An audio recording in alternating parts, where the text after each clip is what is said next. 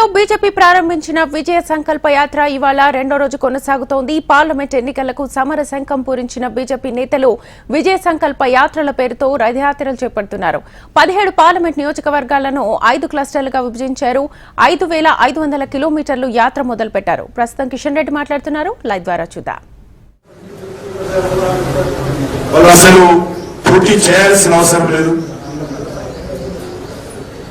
వాళ్ళు ఒక సీటు గెలిచినా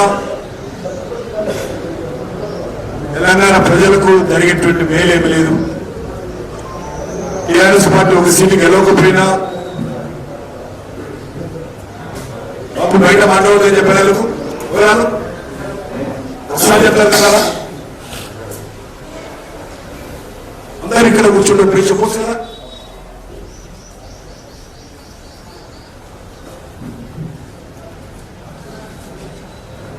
ఒక సీటు టీఆర్ఎస్ పార్టీ రాకపోయినా తెలంగాణకు వచ్చే నష్టం కూడా లేదు. కాబట్టి ఈరోజు తెలంగాణ రాష్ట్ర రాజకీయాలలో కేసీఆర్ కుటుంబం కానీ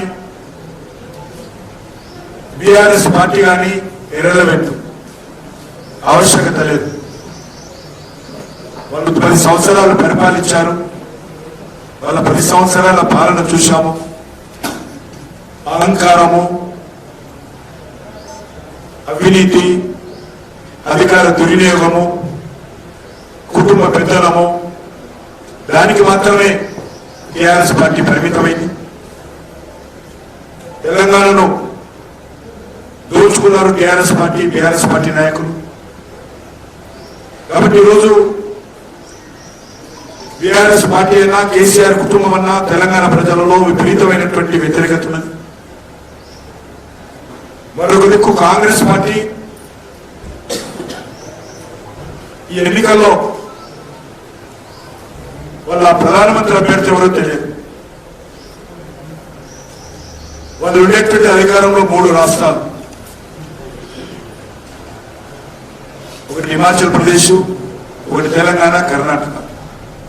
హిమాచల్ ప్రదేశ్ లో 4 సీట్లు బీజేపీ గెలవబోతాం.